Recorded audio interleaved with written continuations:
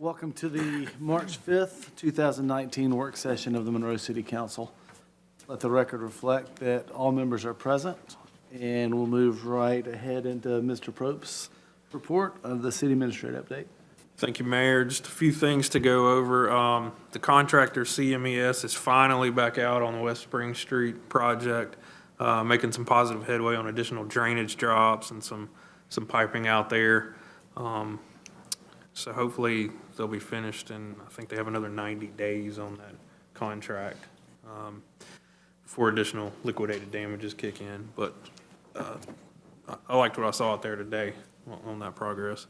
North Broad LCI project appears to be moving along despite all the bad weather we've had. It's made quite a mess, but it's moving along at a pretty good pace now too. The McDaniel Street to South Broad limited no left turn is in place. I'm sure all of you have seen that. It seems to be working pretty well. There hasn't been any backups on South Broad that I have seen or been made aware of. And the intersection at Wayne Street on McDaniel has not been impacted from left turns created on South Broad during the peak times. Along with that, we're kind of studying some other low-cost but impactful ways that we can improve traffic in our downtown and maybe other areas of the city without, spending a lot of money on $200,000-$300,000 roundabouts at the moment. Just some quick fixes. It may take a little bit of experimentation on certain things, but we'll bring some of those recommendations before you soon. One other thing to note, the eastbound on-ramp. This is the proposed on-ramp to go eastbound behind Home Depot off West Spring Street. That has been given a PI number from GDOT. So that's a big deal. That's 0016783. So if you go on to their website, you can pull up details and follow progress there. This is a joint city, county, state project. I think it's going to go a long ways to relieving a lot of traffic impacts at 138 and West Spring, especially as everybody tries to come back around in front of Walmart there, make a left, and then try to go back eastbound that way.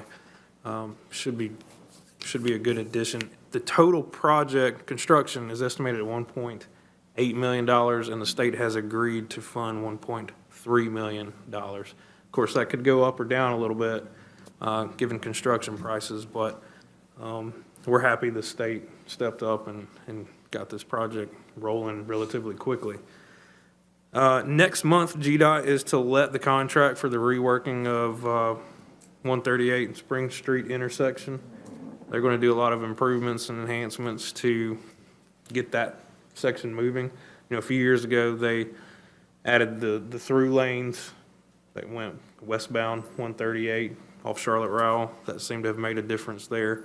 They're going to try some of the same concepts going westbound towards Walmart, and then improve the stacking capacity, kind of where the crepe myrtles are if you're turning left onto Highway 138. So they'll let that in April, and you'll probably actually see construction in May through June, is what they're telling me today. And then get it turned around in a couple of months? I don't know how long the project will be, but that's when they'll be starting anyway, sometime in May. That's all I have, Mayor. Are there any questions? Mr. Propst? I will say that checking Facebook, which is where we get all our news, the comments on the no left turn onto Broad Street off McDaniel have been all very positive. So seems to be a common sense issue, and I think folks are just waiting for it to be illegal before they actually firmed up their decisions to not do that anymore. Moving to Mr. Bailey with our Central Services update, please, sir. Thank you, sir. A couple things to kind of piggyback on what Logan had said about downtown traffic, and there's an image there, should be a little map picture. We're looking at a new crossing area at the crosswalk where Court Street comes out and crosses Broad Street. We're looking at doing something to where it's safer to cross the street right there, because you can't see people when they're walking out behind cars. We've actually priced out the system, and it's right around $10,000. It's push button where it lights up in the road, the paddles light up, everything. Jeremiah's working with DOT right now to figure out if there are any hang-ups on their end to make sure that we can actually do that and get everything permitted. Two, I'd sent out an email. You noticed this past week the trees downtown were limbed as best they could. We're going to try to keep on that the next 2 to 3 years and catch ourselves up on what hadn't been done. Planter boxes are ordered to replace what we have. So we'll have those. I'll coordinate that with Jeremiah and Public Works too, to get those put in place, remove the old ones that are falling apart, rework the irrigation system. So hopefully this summer we'll be looking pretty good downtown. Can we go ahead and just get those out of there? There are a lot of them that are breaking. I think it's a safety hazard when you have nails that are sticking up out of boards. We can clean up what's broken, I think, but the way the irrigation, the way the lines run up in those pots, you're just going to have open lines laying on the ground. So I would say if anything, we clean up maybe, and we try to, the pieces and whatnot that's falling apart. Right. And hopefully here in about 2 to 3 weeks, we'll have everything completely changed out. Okay. So yeah, I'll take a look at it. Other stuff, grounds crew, Mitt's cutting some weeds in rainy days. They picked up 2,400 pounds of trash in the month of February. Been working with, on a safety and emergency response plan with Bill Owens. I've got him kind of heading that because the fire department has one that's essentially built by the state that they follow. Everything's a lot stricter. So over the next, I would say, month or so, he's going to meet with the different departments, different divisions, and get their versions of what their emergency response plans are, put that together in one consolidated document so that we have that on file, and we can use that to then in turn apply for state and federal grants because we actually have an emergency response plan in place. That'll be big in case of, God forbid, a disaster. On the facilities side, I had Garland DBS do pre-bids on all the CIP items, so those should start flowing to you here in the next couple of months to get those done as the weather improves. Working with Jeremiah as well on the ADA compliance plan for the city, that right now we're going around to facilities, taking a look at those, making sure everything is where it needs to be and what's not is notated, the parks as well, when we take those over. And then we'll submit that back to Keckenwood that will provide us with a plan and, I guess, the funding measures to bring some of these buildings up to speed, which we're not bad off in a lot of them. And then the last thing I warned y'all last month that we were interviewing interns potentially from the University of Georgia. And I invited Sydney DeRava, who actually got the job as our intern, and she has done well in the last 2 weeks. So she'll be producing, doing some research on, our energy sources, how we provide energy to our customers, how it gets from a plant to a person's home, doing some policy review type stuff and some other things that we hope that we can put into a newsletter format to actually get out to the community so that everybody can learn a little bit more and a little more detail about how we do things. So she'll be with us either as long as she can put up with me or probably till sometime in the summer. So I'll be glad to answer any questions. Sydney, we're glad you're here. Please put up with him. We need all the help we can get. Does anybody have any questions for Mr. Bailey? I do. Yes, ma'am. We talked about posting signage for no littering. At some point, we had discussion, I don't know. Have we taken that any further? I don't remember that ever, that hit me. I'm not sure. I think we have talked I think it was just an about it. open discussion. Yeah, I'm not I sure. mean, that would come, I guess, from what, sign division with Steve? I just really think out there on the Ammons Bridge Road area and McDaniel Street from the church back to Zaxby's and there, I mean, it's just horrible. Well, and I know for sure when we take over the parks situation, I think a lot of that needs to be addressed too. So yeah, I mean, it's something we can definitely take note of. And if you've got any other specific areas or if anybody knows of them where it's high litter area, let us know. Well, it's all over, really. Downtown. Yeah, Downtown, yeah. that's what's unfortunate. It's like And behind they can Hardee's. pick up a road one day and the very next morning, I know. it's right back. But if we had signage Yeah. and fines,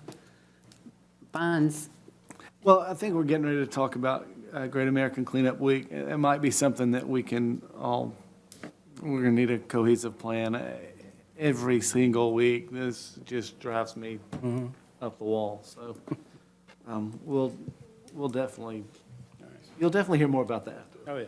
Hey, Chris, what are the sizes on the planters? They are 28 by 28 by 28. Okay. So roughly what we have right now. And they're Extra concrete, large. right? They're Yes, concrete? they weigh 457 pounds Wow. And we got how many? with no dirt. 50? I got 30. And he got a deal too, That was awesome. yeah. Yeah, I beat them down pretty good. Well, we're excited about that, thank you. Sydney, thanks again for joining our team. Look forward to it.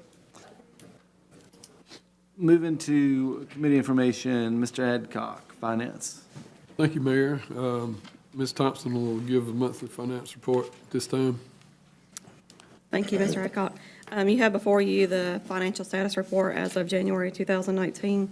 I tried to include some more detailed reports in that we're able to get from our new system, and what the software is able to generate. If you have any questions about that, I'll be glad to go over. Our auditors has finished their field work. They were here for 2 weeks, and they finished up. We didn't have any major issues. We're just waiting on final numbers from them, so I can start on the CAFR and the PAFR and hope to be presenting that to you in the coming months, no time soon. I have implemented the system-generated purchase orders, requisitions and purchase orders, instead of doing them the old-fashioned way with pen and paper that we've been doing them forever. So those are through the new system, and all the department heads have been kind of got caught up to speed on that, and we have rolled that out this week. This will help all the department heads to be more accountable in their budget, because it gives them what their budget numbers look like and what budget they have left and what they've already spent so far. And also, it hopefully will reduce costs in the long run because of no more paper, no more all of the manual stuff that goes along with it. We've also rolled out the employee self-service portal. Hopefully, you all got an email on that because you have access to that as well. If you have not logged into it, I encourage you to do so. This will be the way that you will get your paycheck. All employees will get their paycheck stubs, their W-2s, any of that information going forward. And we'll also have any kind of information that needs to go out to the employees, we'll have on that. So when everyone checks it, hopefully every 2 weeks for their paycheck stubs, they'll see that information. But if you have any questions on that or have any issues, just get in touch with me and I'll be glad to help you with that. Our utility billing software conversion has been pushed back to mid-July. We unfortunately encountered some issues when we did some testing of the conversion, and I was not comfortable with it, and neither was the software people, so we have pushed that back so we can get those kinks worked out and so that we have everything smooth and ready to go, hopefully before mid-July. That's all I have, if y'all have any questions. Thank you, Ms. Thompson. Customer service drive-through renovation. Mr. Bailey. Gotcha. I think it was last month, or month is this? It's March. February, I come to y'all and talk to you about, we were going to use Sizemore Group to do some of the design and architecture work for the drive-through. But after looking at the plans and determining there's not a lot we can really take apart as far as the structure of it, there was really no need to use them. We can do everything that we're going to do in-house. So we bid out the actual tubing system that put your bills in, sends it inside to customer service, they put everything back, send it back out, and that's for 3 lanes. It adds a monitor to those lanes where you can see, they can hold up identification, or you can verify what they've sent you. It also includes the internal unit that receives everything, changes out all of the speakers, the audio, improves all of that. And it's actually with a company that had bought Mosler years ago and services our account now, Diebold. And you pull up to these, that's pretty much who you see. Walton EMC is going through a conversion right now. That's who they're using. I know Athens First, when they redid theirs, that's who they went to. And I had called around to a couple other companies, and I didn't have anybody else reply until I had one come in late, but they were higher. But Diebold came back with a price of $41,352.84. And that's for the complete change out. That's labor and all. That's making repairs to whatever they damage. during the process to change out the system. So asking for the approval to proceed with that tonight, if you have any questions. Hearing no questions, need a motion. I'll move to approve. Second. Have a motion second. All in favor, say aye. Aye. Opposed? Motion carries. We'll present that to full council next week. Thanks, sir. Thank you, Mr. Bailey. That's all we have, Finance Committee, Mayor. Thank you, Mr. Aycock. Thank you, Mr. Bailey. Ms. Thompson, I was on that portal the other day, and it's very user-friendly. That was nicely done. I know that was a lot of work. Moving ahead to Mr. Garrett, Airport Committee. Chris? Stand up here tonight. I think that'll be easier. Just a quick update on kind of some of the projects that we've got going on. We actually had our final inspection this morning of the East Apron, and essentially it just put together a hit list of about 4 or 5 things that have to be completed by E.R. Snell. And then the state will actually close out the project. We will have to add a curb and gutter to what's essentially the east end of that parking area just because of the amounts of rain that we've had. This washed everything. We can't get vegetation to grow. But even with that, we're still $84,000 under that original $1.2 million. So the state today proposed the idea that they're going to take that extra funding and then request additional funds to help cover that west side like I had talked about. So we should come out fairly well with the state's help, which will be nice. And that'll bring us further into compliance that I'm going to talk about here in a minute. And other than that, yeah, I was going to jump into, we received our report from the state. They do probably every 10 to 15 years. It's the Georgia Statewide Aviation System Plan. And they go through, there's actually 103 airports that they do the study on. And there's a little bit of a diagram of kind of where those airports are located, and then between commercial versus general aviation. The topics down the left, I will try to go through as quick as I can. If you have any questions, by all means, ask me. But just so you know, the last study was done in 2002. So that's how old it was and how, and I want this to show how much we've advanced at the airport in those years. Just a little bit of background, obviously, where we're located. The airport itself is roughly 170 acres.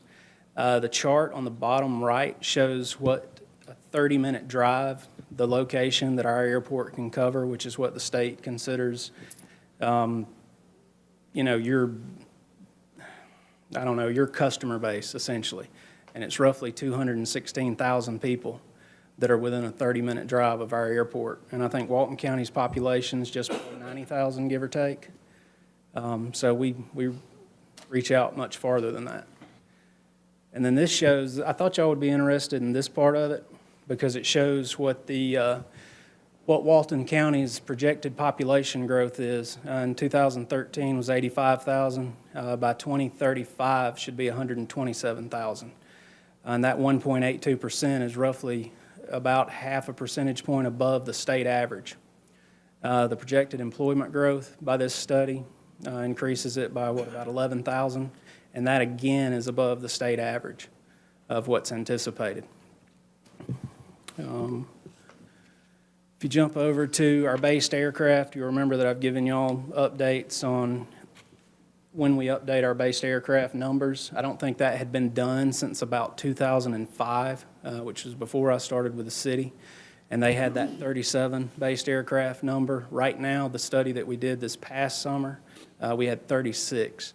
And what that provides us is the ability to say that we have 36 based aircraft at our airport, and that's what we use to apply for grants, and it helps give us leverage over airports that may have less. So higher based aircraft is better for grant funds. Moving on. Yes. Yeah. Excuse me. If we do end up with additional T-hangers, we have 36 basecraft now. Correct. How many would we expect? Well, I mean, if you do one T-hanger, you're adding 8. Okay. I mean, to whereas our paving project that we just did on our apron expansion added 16. So we're showing on here, the projection is going from 36 to 41? That's just on average of what the airport has trended over its years of existence. And the actual growth statewide is only expected to be about 0.54% for based aircraft at airports around the state. So it's not a huge growth, but Yeah, so that's without any additional capacity. correct. But adding the tie-down space on the serviceable side of the airport will increase your based aircraft somewhat, because they're going to have a nicer area to actually park. And that's not reflected in this yet. Correct. That's not there. So we go to this, and the three charts at the bottom actually show some of the things that the report had as recommendations in previous years for the airport, and this is just for Monroe Walton County. The bottom left shows the percentage of airports that have improved their runway length from to 5,000 feet or greater. And we are a part of that 78% that's increased from 50%. Your middle graph shows we're a part of that 77% now that has an AWOS, which is your automated weather observating system. Your percentage of airports with a published approach, we actually have an RNAV GPS approach to runway 3, in which we're seeking to get one to runway 21, but if we do our LPV approach, then you'll have it to both. Moving on to, it shows us what level of airport that Monroe Walton County is. We are currently a level 2, which is a business airport of local impact. Means you have a runway over 5,000 feet. You can accept single and twin engine general aviation aircraft and 85% of the business jet aircraft based on their size. And then we achieved that several years back when we extended the runway. Now what the state recommends are the objectives to maintain and to be a level 2 business airport. And you can kind of read down the list. That's just the general recommendations by the state of you keep this in place or you provide it to continue to operate at that level 2 status. And I did this because the next chart has a lot of stuff on it. It shows all of those objectives on the left column. And then it shows what the actual objective is, what your number, what they want you to be at. Then you got our 2002 actual where we were, and then 2017 when the study was done of where we're at. And one thing of note while y'all kind of read down through that, in 2002 we only had 40% of those items complete. So we were far below where we needed to be to classify ourselves as a level 2. As of right now at in 2017 when they did the study, we're at 82% completion. There are actually 4 items on there that are not complete. And I'll go over those and kind of what we need to do about them. But let's jump to the rest of the report, which will discuss our land use and zoning, your RPZ, which is your runway protection zones that extend 1,000 feet off of each end of the runways, and then your through-the-fence operations, of which you'll notice only 17 of those 103 airports actually have some type of through-the-fence operator, and we currently have 5 through-the-fence operators, which provides us with additional revenue at the airport. Your land use and zoning efforts, you can see that Monroe's adopted all of them. We have a land use ordinance, we have a height zoning ordinance, we've got our land use map, and we've got an overlay zone and district. So we've gotten all that in place over these years, which is great for us, which means we essentially get a passing mark in this area. Your runway protection zones, a little bit, runway 2-1, we just have a little sliver of a piece that we do not own. Runway 3, there's obviously some substantial areas that we don't own.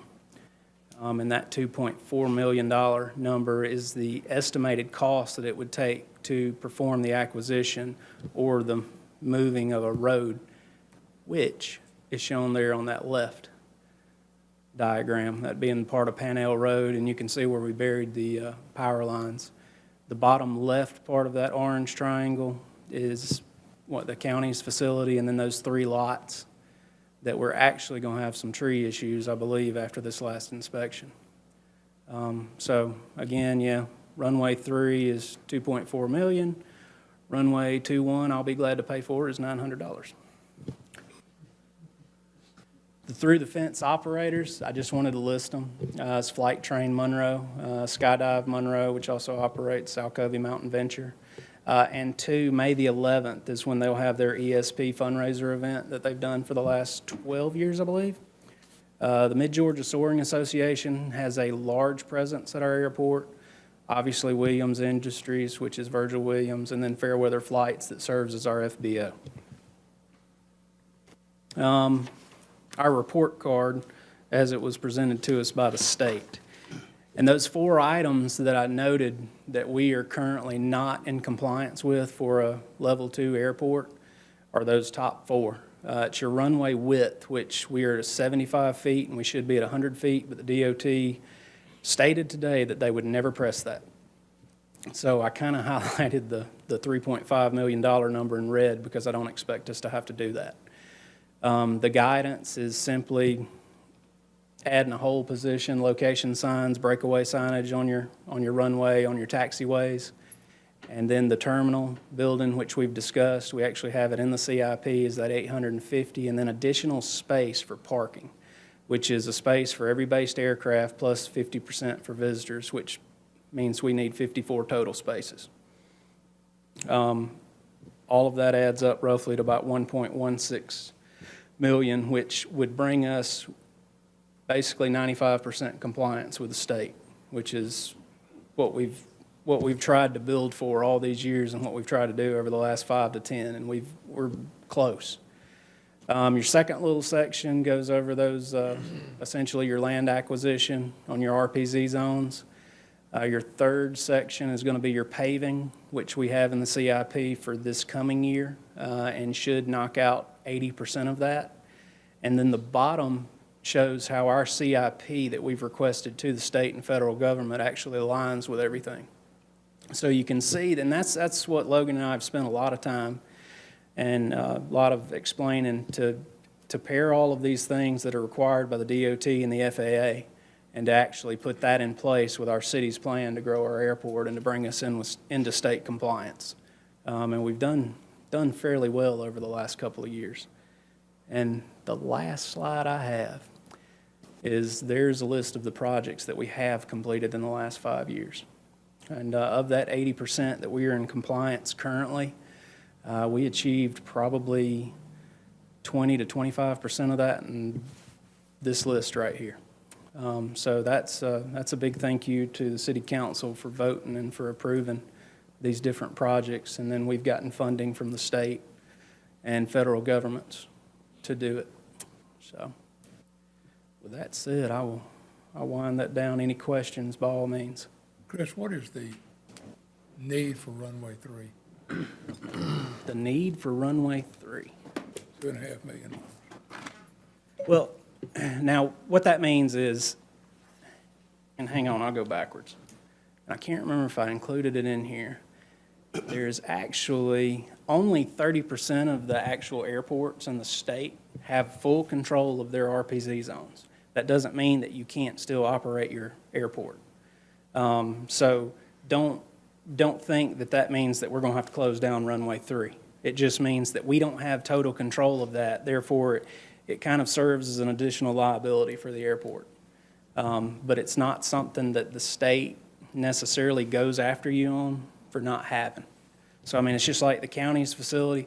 We're never going to be able to buy the county's facility, and I don't think we're going to move Pannell Road. It's just brought up in the study that those are considered because it's a cone that extends out 1,000 feet past the end of the runway. So you wouldn't do away with runway. I mean, You're saying it's a suggested, y'all should probably own it. It's not a critical finding. Exactly. Thing from. It's not, I mean, FAA. they consider the paving of the runway and the facilities and whatnot far more important, the height of trees as you come in. So essentially, what we don't own, we'll probably have to pay somebody a little bit more to chop their tree down, as opposed to if we owned it, we can just cut it down. may have mentioned this, so I apologize if I missed it, but LPV, where are we at on that? 'Cause isn't that a LPV is in the next, oh, hang on, clicked too far. LPV should be in this year's, yeah, it's in 2018's CIP. Okay. And all that entails is a flyover by the DOT and an inspection of the height of trees and essentially creating a GPS approach. That's my understanding. So right now, in this year's CIP, we have the LPV, we have additional paving, and was terminal on there? Now, we've got the DBE, which is a requirement, the Disadvantaged Business Enterprise. We have to do that and update it every 5 years, and we're due for that. The obstruction survey for the LPV, and then to rehabilitate and do the overlay of the runway. The terminal building is in 2019, I do believe, 2020? 2020. Which, the way the state works out, would be about a year, 2 years from us right now? Year and a half. Actually, that'd be how ours works out too. That's good. The next airport committee meeting is what day? Next Wednesday, 10 a.m. On site? Can be. Let's do that. I'd like to get as many of those folks out there, because I want them to see this report. I mean, this is a lot of good news for them. Well, the good news is this is a 200-page document that was condensed down into 16 slides. You're pretty efficient. Yeah, I try to be. But no, the terminal building, the whole idea of the apron expansion was to give us the area for the terminal building construction, which then adds your parking spaces. So you essentially kill two birds with one stone on the three things that we need to accomplish, and the other one's just signage. So, This is great. any other question? Not too bad. You gonna go ahead and talk about the, Yeah, I got one more thing I need. repair? The Flight Train Monroe building currently obviously is owned by the city. It's leased out by Rodney Etheridge. The building itself has, through all of the rain, we've kind of suffered some leaks and different things on the roof, which are fairly minor. The gutters are in desperate need of replacement. There's essentially no salvage in those.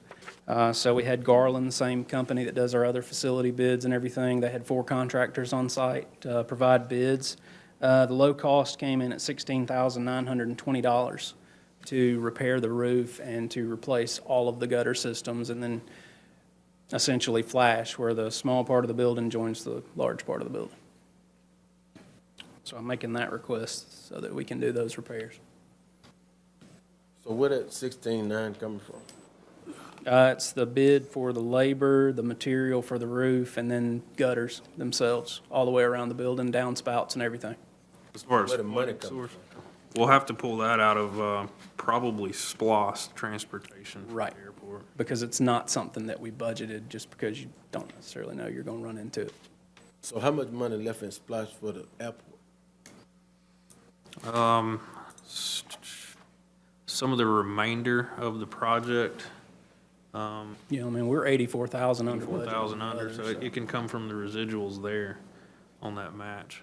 I don't have that exact number to date. I can get that for you. In which, if you look at our portion of the 1.2, we're saving 84,000, 10% of that's 8,400. So, I mean, there's essentially half of that money, which would have been our portion towards the project itself. Y'all have any questions for Chris?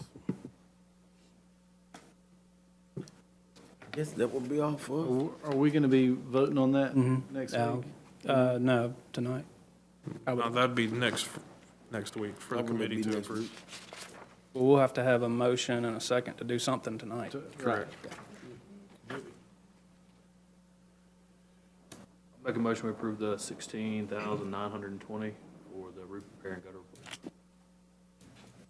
Second. All in favor, by aye? Aye. Any opposed? Then move it to the committee for next week. Thank you. Thank you, Mr. Garrett. Thank you, Mr. Bailey. Moving to Public Works, Mr. Dickinson.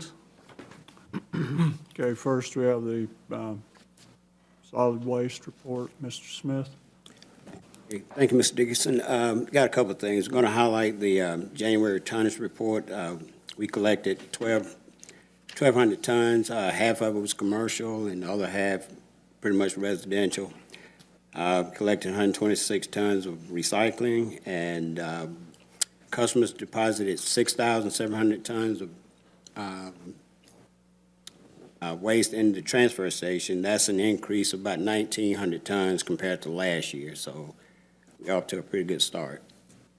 So our diversion rate right at 17%. The other thing is we got update on projects at the transfer station. We got a couple big projects that hadn't got started yet. They're still pending. The welding has been completed, and the sprinkler system was done this past weekend. And we do have our green tag. Take any questions that you might have. All right, no questions. Mr. Still, Streets and Transportation. Thank you, Mr. Dickinson. It's highlighting the reports you have, excuse me, in front of you for the month of January. The community building was rented out 4 times.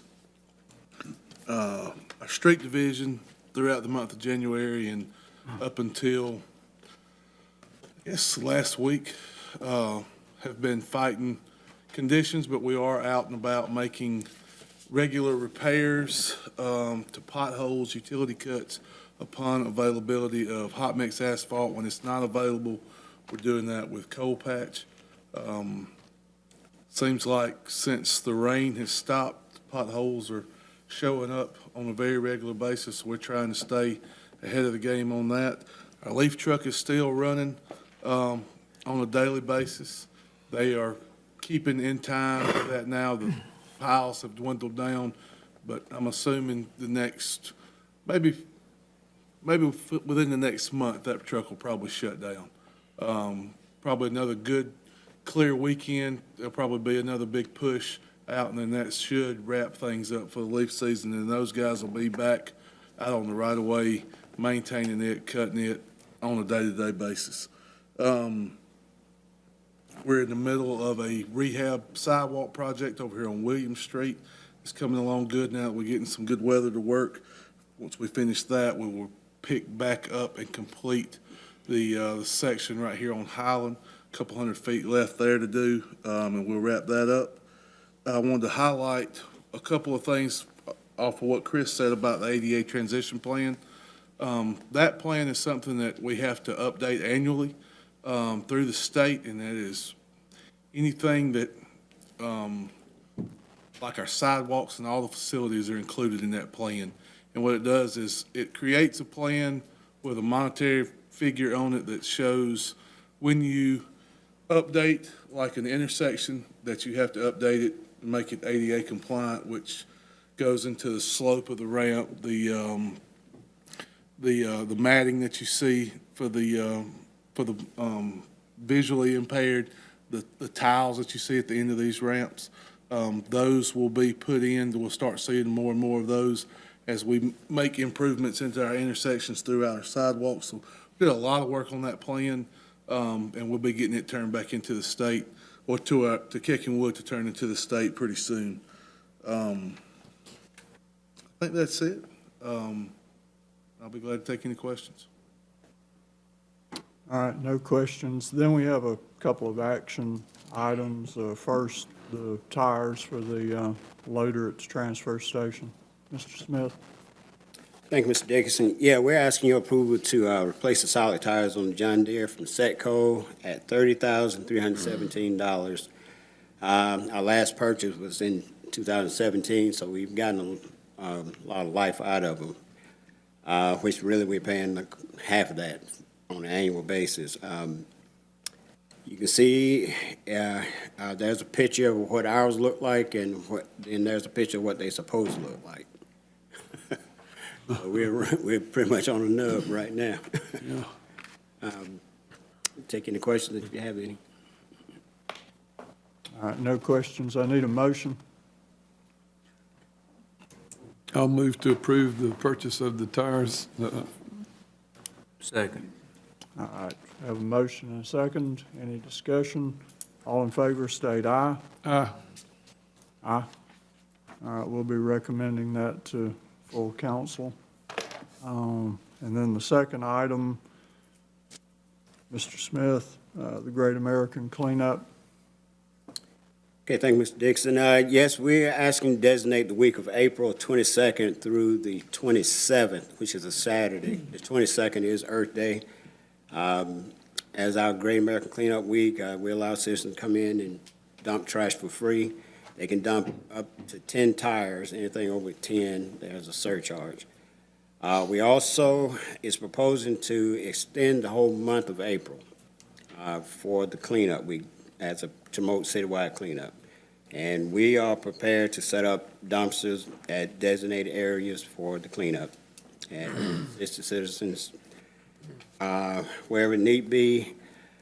We do ask not to put strapped tires and paints in these containers.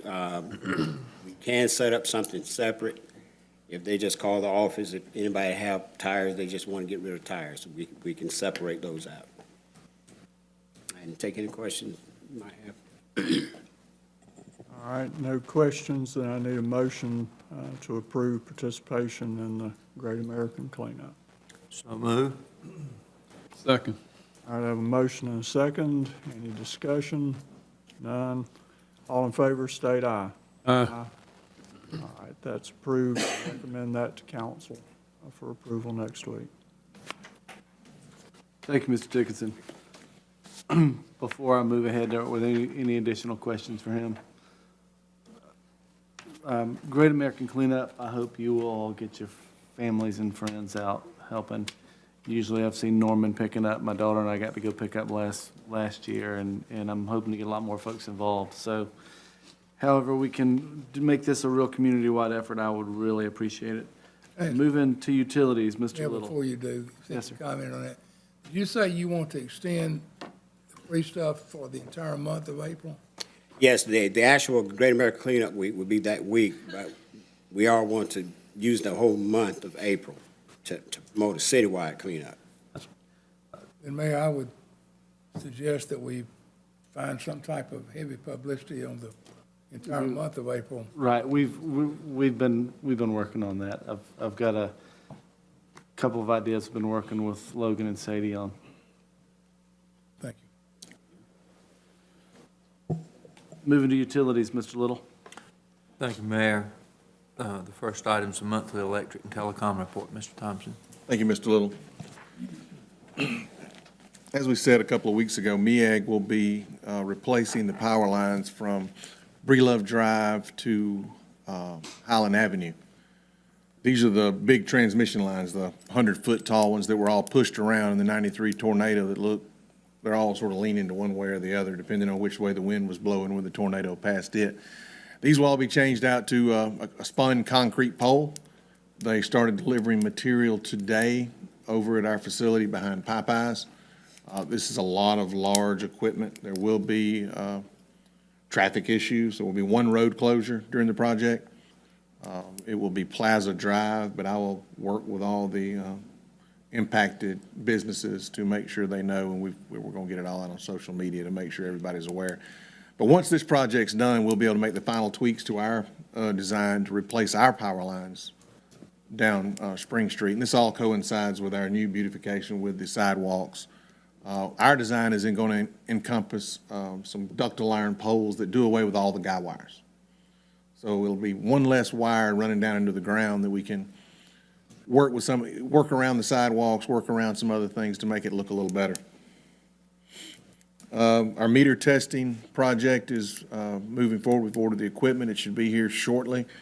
This will help us specifically on my side. What I want to see is more efficient testing of the commercial meters, the large commercial meters. But this unit also allows us to test a residential meter to give the customer a printed out receipt saying, yes, your meter is 100% or 99%, or if, God forbid, it's bad, we can all look at it and tell it's bad. Right now, what we do is we have a dual meter set up that we watch for over a week. So it takes a week's time on a residential meter to figure out if the meter is good or not. So I think this will be a real turnaround for our residents. Materials for 2nd Street and Barrett Street have shown up, and if the weather will hold like this week, we should be over there within a week and a half to get that knocked out, to get out of those guys' way for the the project going on at the mill. We had our automation training for our new automated switches last week. It went well. It's real exciting. If we can get some work weather, we can get out there and get those first 5 switches installed, and then we can get into this year's project. A couple of things on the legislative side. Representative Jeff Jones from Brunswick has 2 bills that will impact, if passed, will impact the electric rates for everyone in the state of Georgia.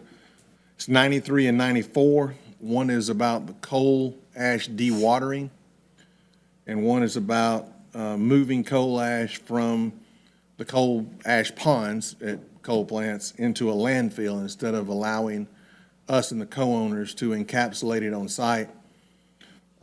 This has happened in South Carolina, and it has severely impacted electric rates for everyone in South Carolina. What the co-owners want to do with the coal ash is encapsulate it on site, and then as coal is phased out of our fuel plan, be able to dig that back up later and sell it to the concrete industry. That's what we do with the majority of our coal ash from Plant Shear at this point. But those are moving forward. They hadn't made a lot of movement toward the front, but I just want to make you aware of that. Multiple bills have been introduced to allow the EMCs into broadband, which personally I think is a great thing. That's really the only answer to the rural broadband. And we talk rural broadband. I live 6 miles from right here, and I do not have internet. And you can have that same question from everybody in the Good Hope area back around to Gratis. It impacts a lot of things. It impacts kids going to school. It impacts the value of your property. It impacts all kinds of things. So if you can't get internet, nobody wants to live there. And then multiple bills have been pushed forward on the 5G side. Now, we have cleared that up for our pole attachments by passing the pole attachment agreements that y'all have passed over the past 6 or 8 months. The state's staying out of that. It's a business-to-business relationship, and they see that. But there are some right-of-way issues, and I've been shooting everything over to Darrell that we just got to, I don't know where that's headed. And that's all I have for my report. Thank you, Brian. Now, address the purchase of this microduct. Thank you, sir. This is to go in conjunction with Rodney's water project to Loganville. When Rodney builds this water line to Loganville that y'all have agreed to partner with Loganville on selling them water, there will be a ditch open for 45,000 feet. That is one of our main trunk lines between here and Loganville, and our fiber numbers are very limited. So I talked to Logan, I talked to Rodney. Rodney said it was fine for us to get in the ditch. And then I talked to Logan, and I wanted to price out 4-way and 7-way duct to see where we hit inside the budget mark to see if it made sense. Of course, we wanted the 7-way duct, but I thought it would come in at a much more expensive price. Walker and Associates were the low bid at $38,250, and I'm happy to say that they were the first organization to come in through the state over $10,000 bid process. Whereas if we have a project that's over 10 grand, we put it on the state website, and I didn't even know Walker sold Blue Diamond duct. I mean, I saw they sold a little, but they've always been high on everything we've bid with them on the electronic side. That ditch is a valuable hole all the way to Loganville. It would cost me between $7 and $10 a foot to open that ditch, and then I've got to get right-of-way access. I've got to do all that, whereas you could push that cost upwards of $300,000, whereas we can do it for $38,250. We'll have a guy on site just putting the duct in the ditch as they dig. And I'll take any questions you may have. And you're not putting fiber in the... Not at this point. This time. Not at this point. We will come to you back in the future to do the fiber. I just want to get ahead of this, so when Rodney's ready to move forward with his project, I got the duct sitting in the yard, and I don't have to hold him up. And if fiber were done, it'd probably be twice this price if you went ahead. It could go anywhere from depending on the size, I wouldn't put less than 96 in each duct myself, but it could push that upwards of 60 cents a foot. You could add so close to twice. But the main reason going to 7, Mr. Little, is something we discussed earlier. That's why we're putting up 7-way duct in the air, is to be able to lease some of that duct space to some of these 5G providers in the future. That right-of-way space is valuable, and there's only so much of it. So if we're there first, hopefully we can talk some of them into leasing some of our space. That's good. Any questions? Is there a motion to purchase the microduct?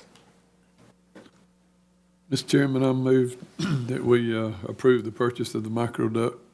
Motion by Mr. Adcock, is there a second? Second. Second by Mr. Bradley. All those in favor say aye. Aye. Opposed? We'll recommend that full council. Thank you. Another item you have there, Mr. Thompson? Yes, sir, Mr. Little. This is additional fiber packages for our AdTran and Ubiquity products. We've spent the past few months, the main thing we've been trying to get done is get the phone line to work through the AdTran product, and we finally got that done. But the other thing we've done is we've watched our existing customers' bandwidth usage, and we've talked to them about what they may or may not want. And what some of them wanted was a lower level bandwidth. You may have a mom and pop store that only needs a 50 meg, but then you may have a restaurant or the coffee shop, for example, that loves their Wi-Fi, and that's one of the draws that's bringing people in there, and they want the fastest speed they could possibly get. So we built these packages around that. We looked at other providers and what other providers are offering in this. I think what you will see in the near future, we will come back with a different package for residential that has if you look at these are all 50 by 50, 100 by 100, 250 by 250. So the upload speed is the same exact as the download speed. Most businesses want that upload for two things, their point of sale and their cameras. A lot of people are off-siting their cameras and their data, so they need that upload speed to get that data. Most residents don't need that upload speed, but we want to have it available for them. So we are deploying this same product in the new development out off of Church Street. So we'll see how those customers, what the customer wants. We want to sell the customer what the customer is looking for.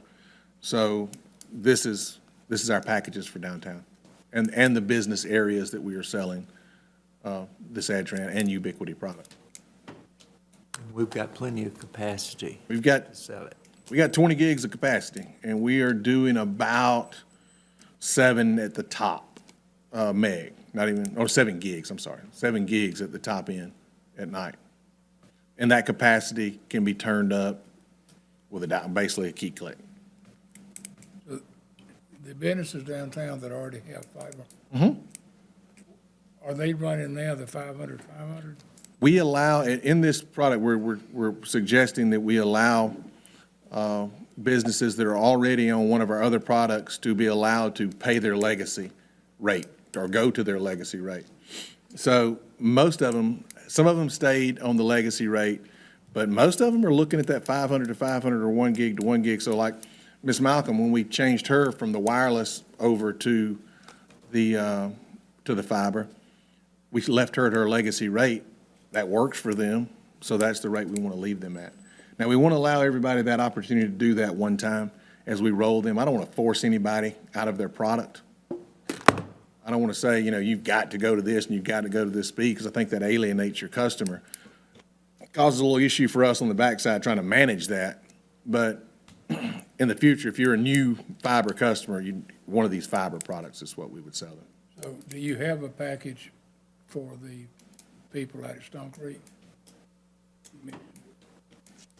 Right now? No, we do not.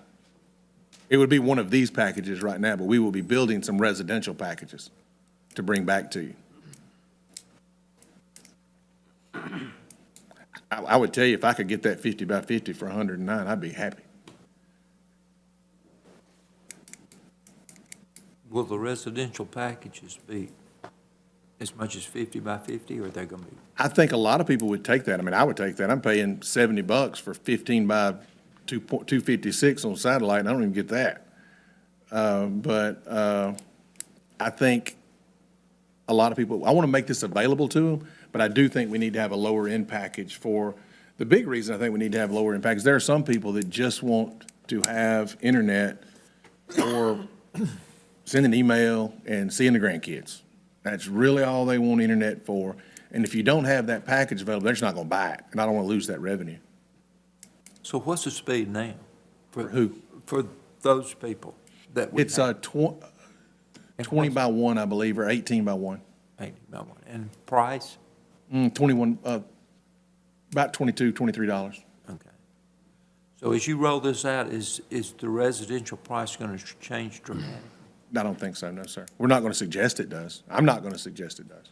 I wanna have these packages available for that guy that's sitting at home or the person that can work from home. You know, my wife could work from home if we had the 50 by 50, and she would be happy, and I'd be more than happy to pay that. These more or less address Business, a business who we are serving today. market. Yes, sir. Okay. Are there other questions? Is there a motion to approve the prices in the fiber packages? I'll make that Presented. motion, Mr. Chair. Motion by Mr. Larry Bradley. Is there a second? Second. Second by Mr. Adcock. All those in favor say aye. Aye. Opposed? We recommend that to full council. Thank you. Thank you. Now for the monthly water, sewer, gas, and stormwater report, Mr. Middlebrooks. Thank you, Mr. Little. Just a couple projects to mention. Most of these are CIP projects. One was the replacement of the gas main along Ash Street. That was a project we've had on our CIP list for about 2 years. Had a couple other streets that got put in front of it due to leak surveys. That one's reached a point. It was time to do it. Low bid, material and all, was $93,478, and that was Southern Pipeline. They should be finishing up on that project probably in the next 2 weeks. And then on down to the sewer plant, which many of you saw my email about the 2 emergency purchases for the pumps. The new water main extension on Radford Street for the assisted living facility there has been completed. It's passed the back T test and pressure test, and it's online now. The water plant on the remodel, we had a floor covering, bid the floor covering out. Britt's floor covering here in Monroe was the low bid at $20,108. And the furniture was bid as well. Office Pro won it at $21,000 even for all the furniture for the new building. They'll start laying the floor tomorrow. The furniture is scheduled to be delivered Tuesday of next week. So everything's winding down. If you get a minute, stop by and take a look at it. It's looking really good. And then the last thing was the replacement of the hot turbidity meters at the water plant. These were meters that we replaced about 5 years ago. They've already discontinued them. It's something that Hawk's very famous for. You spend that kind of money, 4 or 5 years down the road, they discontinue them, and they also quit supporting them. So this go around, we decided just to leave them. We go in with the Swan units, and their bid was $83,705. It was an item that we had $90,000 budgeted for in our CIP. If you got any questions, I'll be more than happy to try to answer those.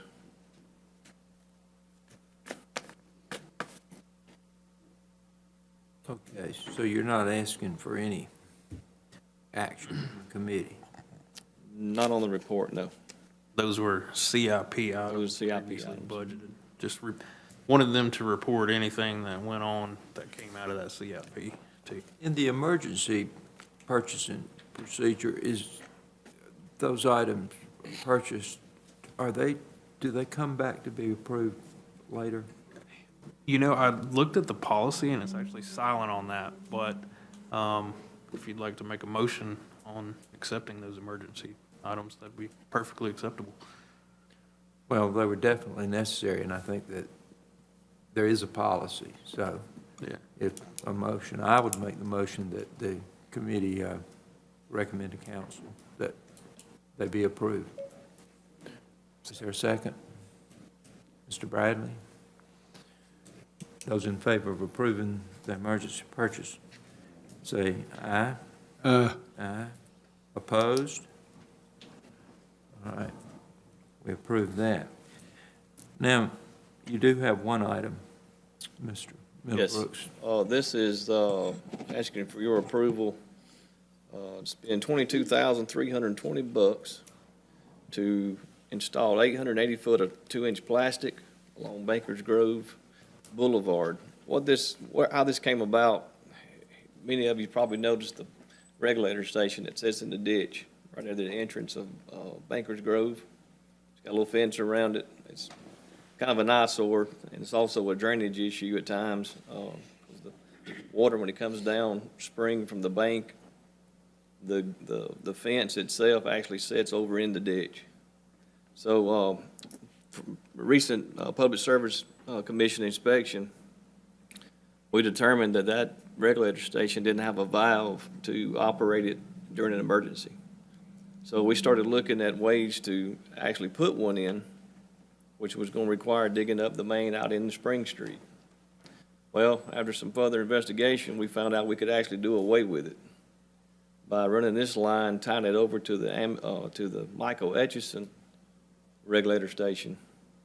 We could abandon this one, disassemble it, get rid of it, and fix the eyesore there. And it actually comes out cheaper. The valve and the stops was a little over $30,000 just to add the valve to the regulator station itself. So it's a cheaper option, plus it done away with the eyesore and the drainage issue there. This was bid out, Harrison was a low bid. I think they're attached there, yeah. Harrison was a low bid at $22,320. Okay. Are there any questions? Is there a motion to approve the removal of this regulator station? Mr. Chairman, I'll make the motion to approve the removal of the Bankers Grove regulator station. Motion by Mr. Wayne Adcock. Is there a second? I'll second. All those in favor say aye. Aye. Opposed? The motion carries. We will recommend that to full council. Thank you. Thank you, Ryan. Thank you, Mayor. That's all we got. Thank you, sir. Mr. Bradley, Public Safety. Yes, we'll start with Chief Owens with the fire department report. Thank you, Mr. Bradley. Just a quick overview of January for us. We had a total of 226 calls for the fire department. We did have over $2,000 worth of fire loss within the city on that month. As far as our notes, we did finish up with our firefighter 2 level testing on 2/16. And then our recruit class of the new recruits that we just started began on 2/26. The only other thing I wanted to note was we did have a fire on West Marable Street on February 19th, and that was a fire that started late in the evening, but what actually saved a lot of residents there was the smoke alarm. And it was a smoke alarm that was given and installed by the fire department over 2 years ago. And we've been talking about it for a year or two. Well, now we're starting to see the results of it. What actually happens is the gentleman woke up from the fire alarm, smoke alarm, got up to see what was going on, started going down the hallway, and was like, well, who left the light on in the kitchen? And, well, it wasn't the light on, it was the fire. And he was able to get the rest of the family and the pets and everything out of the house. And so I don't know, it'd be real easy to say, yes, it saved everybody's life, but we definitely know it helped people, and no one got hurt, and everybody was able to make it out of there. So our program is slowly starting to make a difference in our city. So that's all I have to report, and be happy to answer any questions y'all have. What was the cause? I do believe it's an electrical cause in origin on the stove area or in the kitchen right there. Thank you, Chief Forrest, and thank you for the program with the firearms, smoke alarms. That really proves you may have averted some deaths, you may have averted some injuries, but we know it paid off, and thank you for that program. We'll now go to the police report. Chief? We answered this month 3,066 calls, 1,689 of those calls to the PD. One of the things I wanted to show that's significant here is our Part 1 crimes were down 32%, which is a good thing. Part 1s are major crimes that we have. We did have 90 adult arrests and 2 juvenile. Some of the key things we did this month was we had a couple of incidents out at the high school, reference kid and social media posts. That's becoming a big issue. We addressed it last year, and again, it's came up again this year with these different apps that they have that these kids think that when they post something, it's only on there for just a minute or two, then it disappears. But they'll screenshot it, and then it gets spread around, and it's perceived as threats. So we did investigate a couple incidents out there. And because of that, it prompted us to want to be kind of proactive in dealing with that. So we partnered with Monroe High School, and we're currently in the process of developing a video that's going to cover those issues in regards to social media posts, cyberbullying, sexting, and the repercussions of that, whether it be administratively in the high school, getting expelled, or from the law enforcement end, actually getting charged. We also did a multi-agency canine search of the school. This was asked for by Principal Hicks, and it was a true surprise canine search. Not even the staff knew that we were coming, and I thought that was very good on his part to do such. In the past, in my passing career of being a canine officer, a lot of times schools are made aware of that we're coming just because they don't want to have a negative impact of how many fines that you have as far as narcotics in the school. Nobody knew we were coming. We actually had 5 actual hits, but we only actually had 1 fine. So only 1 student was held accountable and for actually having possession of drugs on the premises. Moving forward from that, we did add an additional chaplain to the police department. We swore in Harris Malcolm. I think many of you may know him. He's from Monroe. He's well known for being a part of that movie Fireproof. If you ever seen that movie, he played the father in that movie. We also added another officer to the police department in replacing Officer Green when he left, and that was Officer Stephen Pierce. We swore him in. And then we started advertising for an upcoming event with the police department, and it's called Coffee with a Cop, and that's going to be going on actually this month on March 16th at 8 a.m. That's going to be at Coffee Camper, and then we're going to be doing it again on March 23rd at 8 a.m. at Cotton Cafe, and that'll be a time for our citizens to come out, meet with the officers, and they'll be able to meet me and meet other officers as well and go over any kind of issues or concerns they may have as far as law enforcement goes. And also tonight, we have two of the lieutenants. 2 of my lieutenants are out at Monroe High School. They have an event they do every year called Straight Talk, and this is where they're talking with the parents at the schools about their kids and current issues in regards to the kids. And I was actually asked to be there, but I couldn't be at both places at the same time, so I sent the 2 lieutenants, and they're representing us very well. And I'll answer any questions if you should have any. I just want to thank you for your continued active involvement with the community and bringing people together. That's admirable, and I appreciate it. Thank you. We have an item here for out-of-state travel for the fire department, so. Thank you, Mr. Bradley. Yes, this is a request for out-of-state travel. This is similar to the same request we had last year. This is for our training officer, Mike Toe. This is requesting to go to the FDIC, which is Fire Department Instructor Conference. It is the largest fire service conference in the United States of America. It happens up in Indianapolis, Indiana. It is monstrous, to say the least, and we are piggybacking, so to speak, or taking advantage. He is affiliated also with Oconee County volunteer fire department. And essentially, we're going to be able to send him, and it's not going to cost us anything on the travel itself or the lodging for that week. So essentially, all we're going to have to do is pay him his per diem and, of course, registration to the conference itself, which in between the 165, 370, and 195 comes out to $536 to send one of our members to this. So it's a huge opportunity. Be happy to answer any questions you have. Anyone have any questions? If not, I'll entertain a motion. Make a motion, we approve out-of-state travel for the fire department. Motion by Mr. Ross Bradley, do you have a second? Second. Second by Ms. Malcolm. Any discussion? If not, all in favor, say aye. Aye. All opposed? Motion passes. We'll recommend that to the full council next week. Our next item here, we'll ask Mr. Bailey to come back up and give us some information here on some architectural and engineering services. Thank you, Mr. Bradley. This will be the first request kind of in the design and the build of the new police department and municipal court building. We had selected the Sizemore Group after going through the RFQ process back in April of 2018.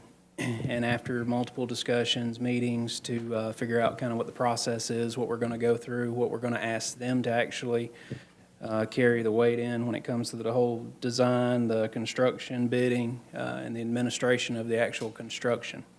And this is the proposal that they gave us.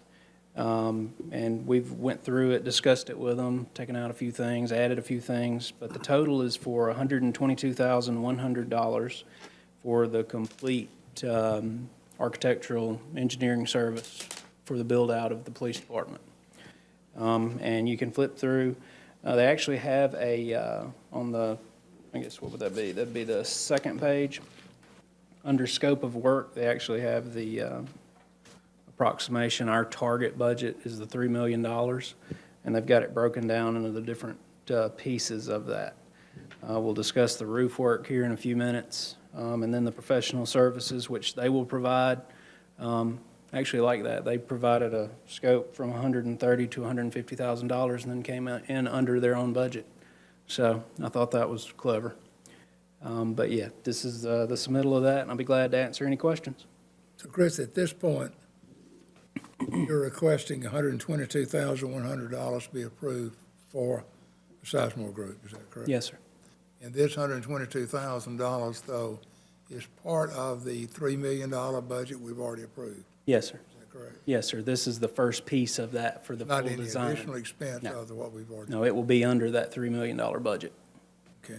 and this will be their final cost for all administration. Any other questions? Do I hear a motion that we approve this 122-1? I move we approve for council next week. Okay. Motion by Mr. Ross Bradley, Second. second by Ms. Malcolm. All in favor, aye. All opposed? Motion carries. We'll present that to the full council next week. Thank you. We have another one now, Mr. Bailey?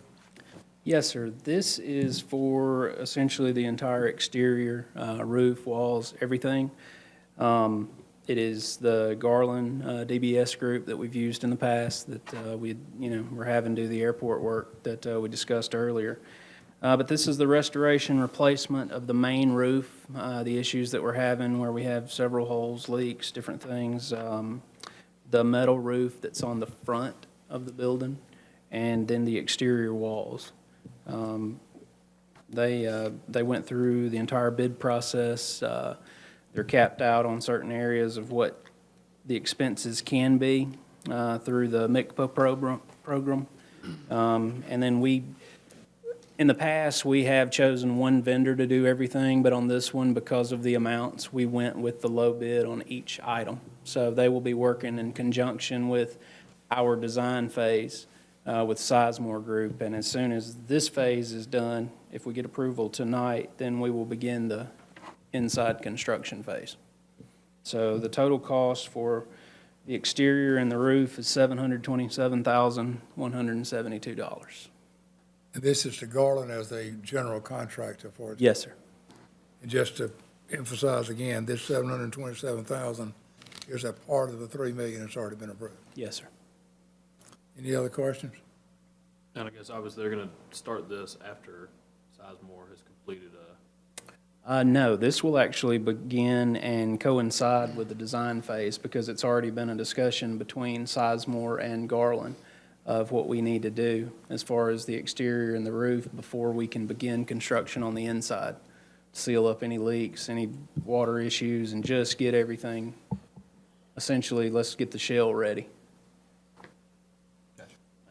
Just to follow that, the Sizemore group on the previous thing we did is primarily interior of the building design.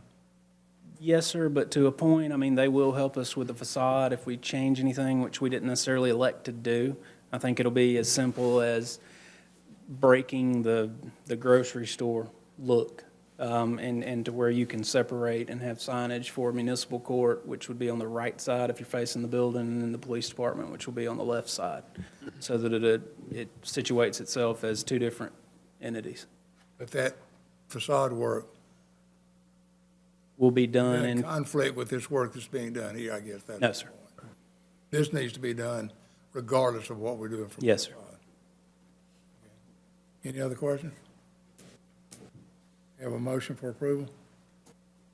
Motion to approve $727,172.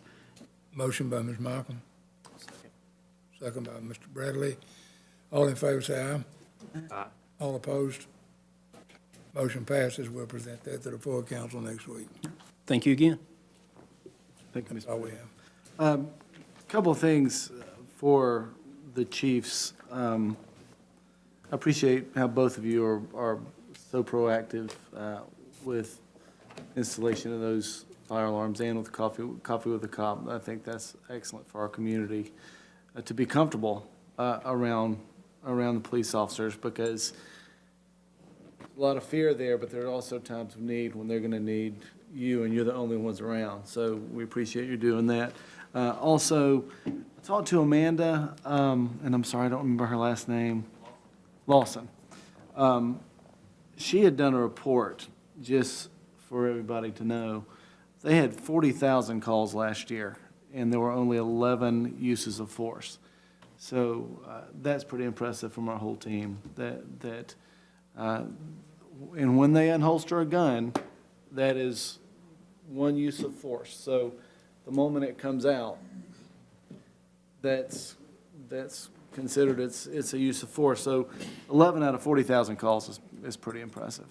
And finally, Lieutenant Davis danced with Jiffy Hilton at the Project Renewal fundraiser, and please let him know I appreciate his representing your team. I appreciate even more that the man cannot dance. So, I didn't feel so bad. Moving to Ms. Malcolm, Planning and Code. Yes, Patrick, and then followed by Darrell Stone.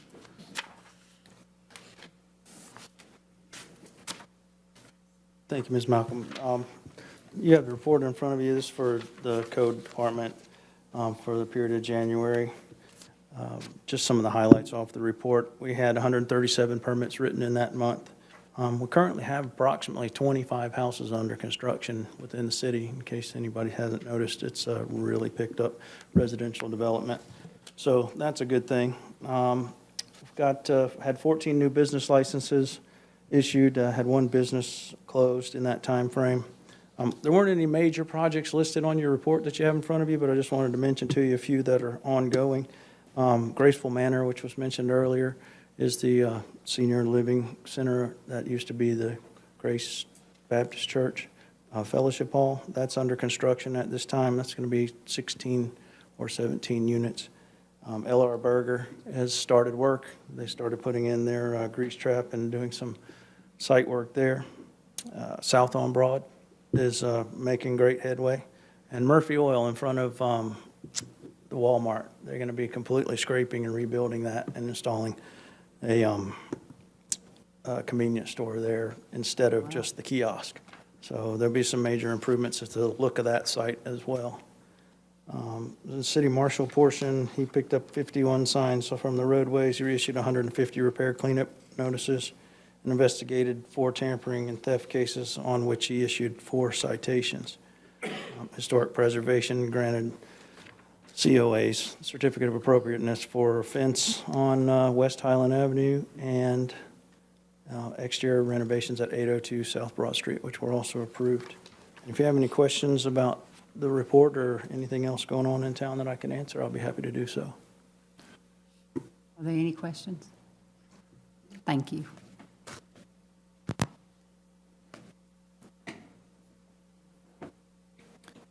Thank you, Patrick.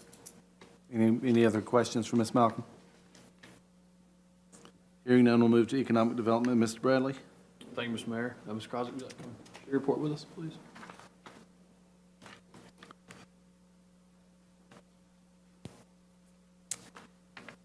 You have in your report there, I mentioned that ECG, they do their annual report. Hopefully you all got this. Monroe was mentioned in there for our crowdfunding, which is kind of an interesting thing for them to mention. They also brought in that same crowdfunding partner that we use to present at the ECG Economic Development Summit, which I emailed all of you about as well. That's going to be in end of April in May in Jekyll Island. It's always they do a great job of presenting the key factors in economic development.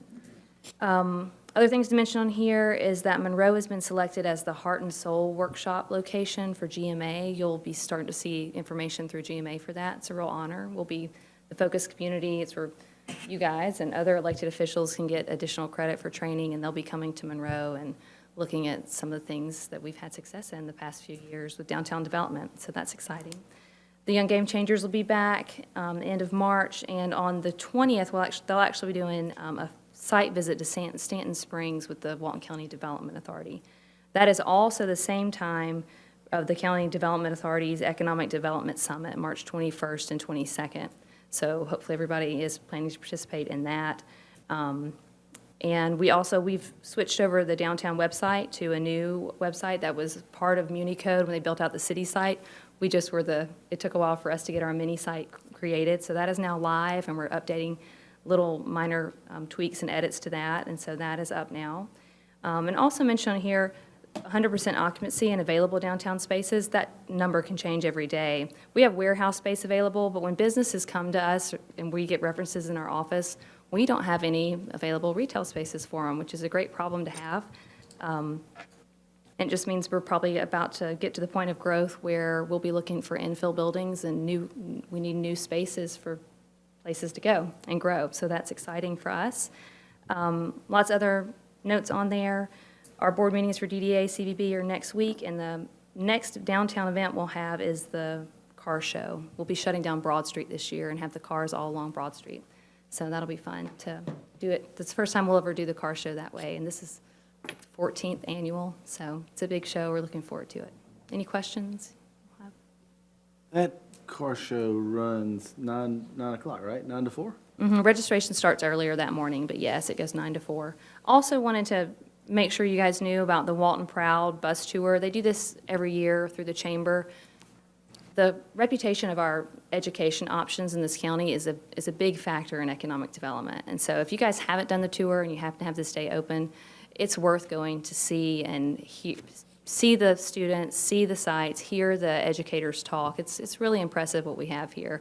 And it's been a very effective effort of changing or helping public perception understand how great we have it when it comes to education. So I'm going to just pass these around.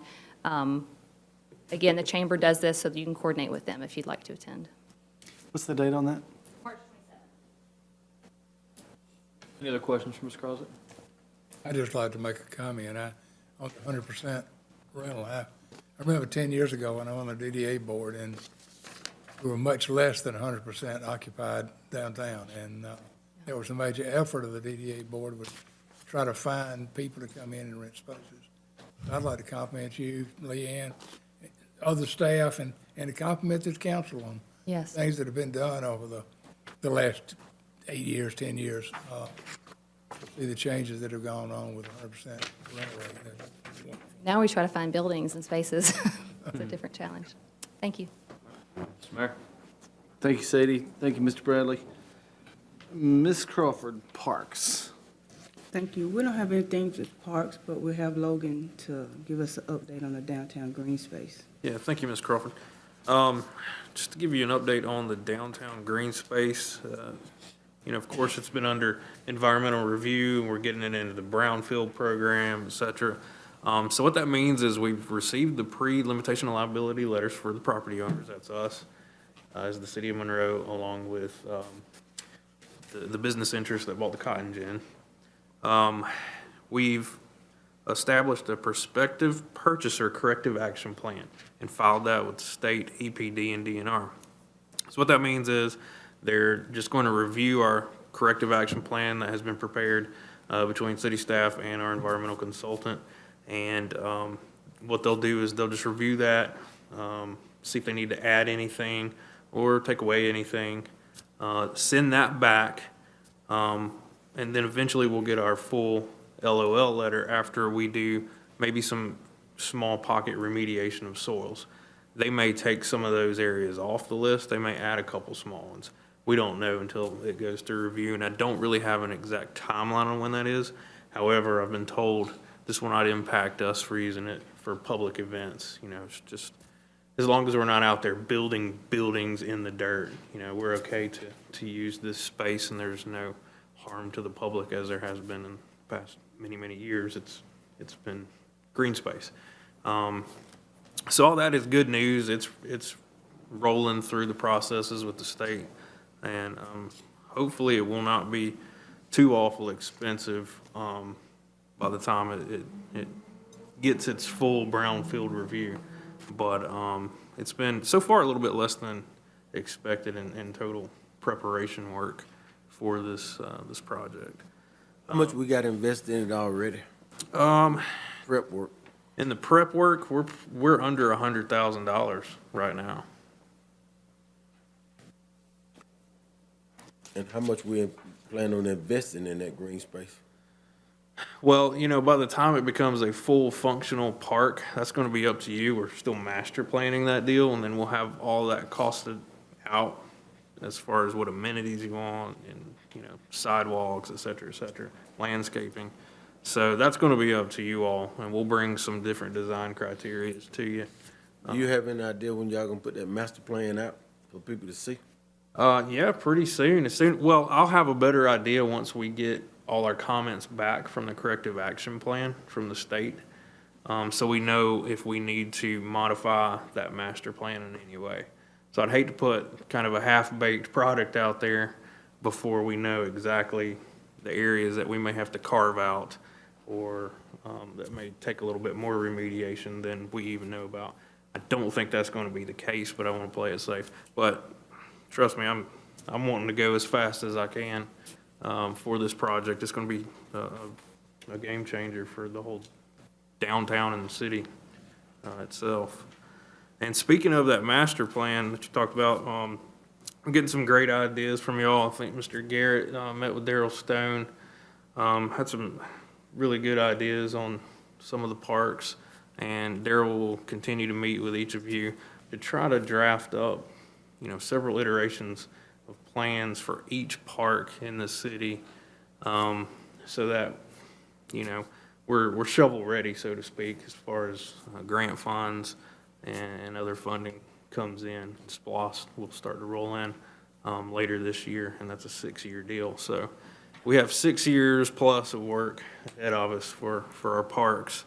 But it's all coming together good, getting a lot of good creative ideas from you. That's all I have, Ms. Crawford. Thank you. Are there any questions for Mr. Probst and Ms. Crawford? Hearing none, we have a few items for discussion tonight. Public hearing variance, Mr. Kelly, Double Springs Church Road.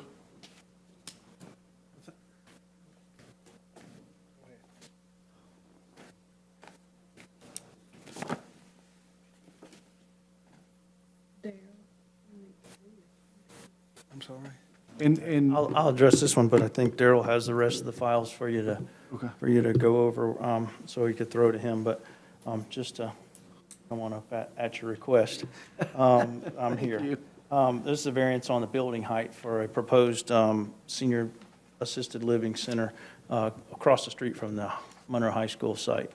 And it hasn't been subdivided yet or anything like that. They're just trying, they got a certificate of appropriateness for the building from Planning Commission in their last meeting, and they need to get a variance on the height for the building to make that completely official. They want to go from the 35 allowed to 40 foot, and it's going to be kind of off the road and set down a little bit, so don't see that that would be anything that we couldn't recommend for. And also the Planning Commission has already heard this and recommends for approval as well.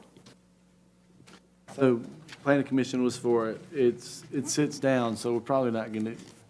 Yeah, I mean, and we're probably going to wind up modifying that height requirement eventually anyhow, due to the fact that we're getting a lot of more requests for taller buildings, and eventually we're going to have to go to 3 or even 4-story buildings down the road as we grow. It's a lot cheaper to go up than out, so that's the direction that most builders want to go. Okay. And I assume he has his certificate of need? It's not a hospital, it's So you don't have to have that on assisted not living? required for personal care homes, assisted living.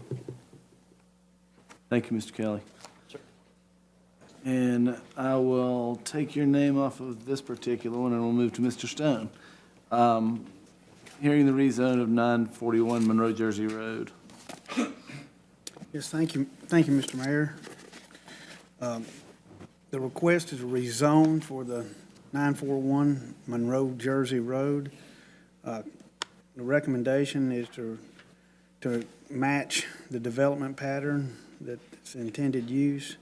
Currently, it's been zoned as M1C, but the surrounding, it's split zone with the PCD as well. So to match the development intended uses, M1 really matches it correctly. So the owner's requesting the rezone to facilitate his nature of his business as it resides currently and has been operating. Is there any questions about that? That's the biodiesel plant. Yes, sir. Are there any questions? I think we're finished with that one. Regarding the microbrewery, Darrell, are you up for this one too? Yes. The applicant is Major Humphreys Brewing Company on 320 South Madison Road. It's adjacent to Downtown Green. Currently, they've requested a license to operate that. That went through legal. Legal said it was okay, met all the criteria. Basically, they're going to manufacture the brewery there for craft-type beer, and it'll be for consumption on premises as well as for sale. So that's what they're requesting, is an alcohol license for that type of operation. Have any questions at this time? We'll entertain them. Hearing none, we can move to beer and wine package sales at Marathon. Yes, that's parcel number M0060300, which is 705 West Spring Street. It's actually adjacent and across Quality Food. It's the Marathon gas station. They're requesting a beer and wine license. Again, we've requested legal to look into that, and they've returned the application, saying everything's in order. At this time, if there's any additional questions, we'll entertain that. Is this just a renewal? This is a sale of a business. So this is one where you've got folks doing it the way that they're supposed to. They have, they've done the sale, they've presented a management agreement that complies, and the sale is completed, but there's a management agreement to where the former owner is holding the license for essentially about a 30-day period pending your approval of this package sales for the Marathon Food Mart. We have reviewed it. It is in order. Great, thank you. Are there any questions? Hearing none, I have Kelly, but I think this may be Mr. Rosenthal. Second reading of performance and maintenance bonds ordinance amendment. I'll defer to Mr. Kelly. This is just to clean up This will be our second reading, allow y'all to pass this next week if you so choose. This is redoing the surety bond, the performance maintenance bonds provisions. I believe it's Article 11 of the development regs that gives better control to the code department and better flexibility to the developer to get a development agreement in place that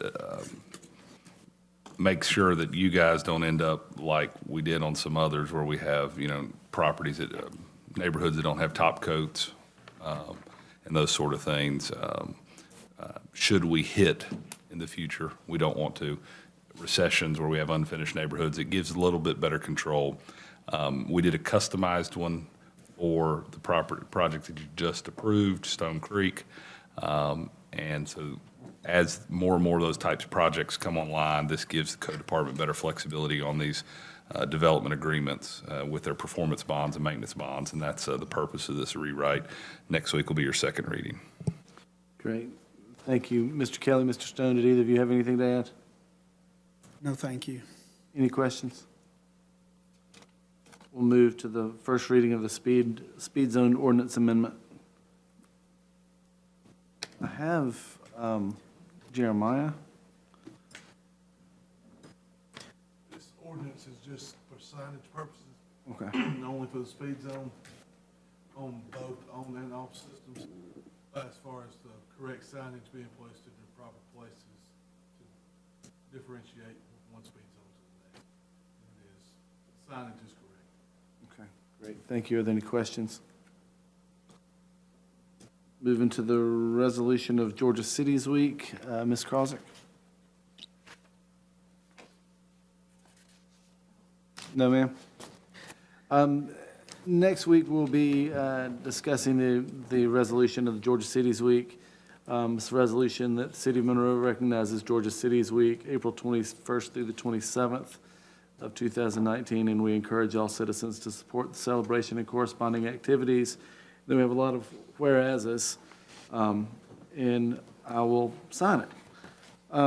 Moving next to the resolution of 2018 budget amendments, Ms. Thompson. This is for the 2018 year-end budget amendments. We have not received the final numbers from the auditors yet. We were hoping to receive those by today, but we will bring those forth to you next week for the resolution to be approved. But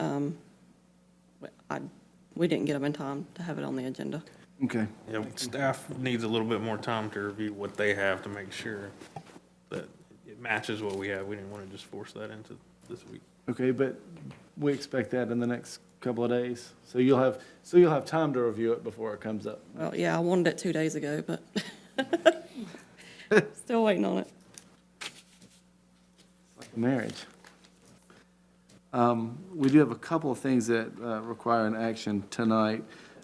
First reading of the ordinance to amend the official zoning map, Mr. Rosenthal. Thank you, Mayor. This is an ordinance to adopt the official zoning map of the City of Monroe, Georgia. I'll read the ordinance in a moment, but you have the official updated zoning map here in the council chambers tonight. Mr. Stone will get it out so y'all can see it. Especially as growth continues, probably every 2 to 3 years, we'll start doing this on a more regular basis, whereas in the past, it's been done probably more on the 5 to 10 year basis, but as we're growing and having more and more rezones, we'll start doing this on a more regular basis. So this will be adopting a new map, which is essentially incorporating all rezones that have come before you since the last map adoption, which I think was 2014. So I'll read the ordinance and then be happy to answer any questions you may have. The Mayor of the Council of the City of Monroe hereby ordain as follows. Article 1, the official zoning map, City of Monroe, Georgia, as shown in the attached Exhibit A, attached hereto and incorporated fully herein by reference and currently displayed at this public meeting and having been made available for public review at City Hall at all times since January 30th, 2019, leading up to its adoption pursuant to Georgia law, is hereby made the official zoning map of the City of Monroe, Georgia. This map is a public record and shall be kept on file at City Hall, 215 North Broad Street, Monroe, Georgia, 30655, in the records of the city clerk. Article 2, all ordinances or parts of ordinances in conflict herewith are hereby repealed. Article 3, this ordinance shall take effect from and after its adoption by the mayor and the council of the city of Monroe, Georgia. This constitutes the first reading this 5th day of March, 2019, Mayor. Thank you, sir. Are there any questions for Mr. Rosenthal? Hearing none, we'll move to the first reading of the zoning ordinance text amendment. Thank you, Mayor. This is in keeping with and the same process of updating the new map. This is just updating section 310.1 of our zoning ordinance to more properly name and identify the map, because we're adopting a new one, or you will be adopting a new one, assuming you vote to do so next Tuesday. That will align the text language of our zoning ordinance with the actual map itself to make sure that it's clear which map is the official zoning map of the city. This is an ordinance to amend the zoning ordinance of the City of Monroe, Georgia. The mayor and the council of the City of Monroe hereby ordain as follows. Article 1, the zoning ordinance of the City of Monroe officially adopted June 10, 2014 and effective July 1, 2014 as thereafter amended is hereby amended by implementing the below text amendment as follows. Article 3, Section 310, subsection 310.1 is hereby amended by deleting said subsection 310.1 in its entirety and replacing it with the following in lieu thereof. Section 310.1, incorporation of the zoning map. The boundaries of the above described districts are hereby established as shown on the map entitled Official Zoning Map, City of Monroe, GA, adopted on March 12, 2019 by the Mayor and City Council of Monroe, Georgia, and certified by the City Clerk, as amended from time to time as called for herein in Section 310.2. This map shall be the official zoning map of the City of Monroe and is hereby made a part of this ordinance as if fully set forth herein. Said map is a public record and shall be kept on file at City Hall, 215 North Broad Street, Monroe, Georgia, 30655, in the records of the City Clerk. Article 2, all ordinances or parts of ordinances in conflict herewith are hereby repealed. Article 3, this ordinance shall take effect from and after its adoption by the mayor and the council of the City of Monroe, Georgia. This constitutes the first reading this 5th day of March, 2019, Mayor. Thank you, Mr. Rosenthal. Are there any questions? Moving to a resolution, the next resolution is authorizing technology add-on fee. Prior to going to Mr. Rosenthal, Mr. Probst, would you like to discuss? Yes, thank you, Mayor. This is an item that had been requested from both the police department and municipal court for over a year now. And now that we're in the legislative session, figured it was, the right time to review this. And I think I've talked to many of you about this issue. Basically, the state law allows up to $25 in add-on fees for certain quasi-criminal cases or tickets adjudicated in our municipal court. Just looking everything over, I don't think we need to go that far. I think we can accomplish a lot in some of our technology needs with a $10 add-on fee. I think that's fair. And what that does is it shifts your funding source to user pays rather than coming out of general fund tax dollars for things like computer equipment, body-worn camera equipment at the police department, things of that nature that will help, for a more efficient court system and a better, well-equipped police department. And Representative Williamson will be dropping this bill for us after passage of a resolution. He wanted to attach a resolution with the bill. So those fees would be exclusively used for public safety? Public safety or the municipal court. So both, and at the discretion of the judge. So anytime we would spend these funds, of course, the judge would add these funds, to each citation adjudicated, but then he would also review the requested funds each time. Okay. Mr. Rosenthal? Thank you, Mayor. This is a resolution of the mayor and the council of the City of Monroe, State of Georgia, to request the state legislature to authorize a collection of a technology fee surcharge, whereas the City of Monroe, Georgia has been vested with substantial power to regulate the municipal court of the City of Monroe, and whereas the municipal court is authorized under Georgia law to collect certain fines, fees, and surcharges on behalf of the city and state regarding criminal and quasi-criminal offenses as prosecuted in the municipal court, and whereas under Georgia law, a municipality must be specifically authorized by the Georgia General Assembly to collect a technology fee surcharge for criminal and quasi-criminal offenses as prosecuted in the municipal court, And whereas the city is desirous of collecting said technology fee surcharge on each criminal and quasi-criminal offense as prosecuted in the municipal court, with said fee not to exceed $10 for each offense. And whereas the technology fee shall be used exclusively to provide for the needs of the municipal court and the police department to purchase, lease, maintain, and install computer hardware and software, and purchase, lease, maintain, and install equipment and software used for imaging, scanning, facsimile, communications, projections, and printing, and police department hardware, software, and issued body-worn camera equipment. And whereas all funds collected shall be maintained in a separate account by the clerk of court and expended only for those authorized purchases upon order of the judge of the municipal court. And whereas all funds may be used to reimburse the city's information technology department for services provided to the municipal court and for police department technology. Now therefore be it resolved that the mayor and the city council of Monroe do hereby declare and adopt this resolution for the support of a bill to be sponsored in the Georgia General Assembly to authorize the municipal court to collect the technology fee surcharge as described herein. So resolved this 5th day of March 2019. That constitutes the resolution, Mayor. Thank you, sir. As this is a resolution, I need, are there any questions? I need a motion, please. So moved. Motion by Mr. Ross Bradley. Do we have a second? Second. Second by Ms. Malcolm. Any discussion? Hearing none, all in favor signify by saying aye. Aye. All opposed, like sign. Motion carries.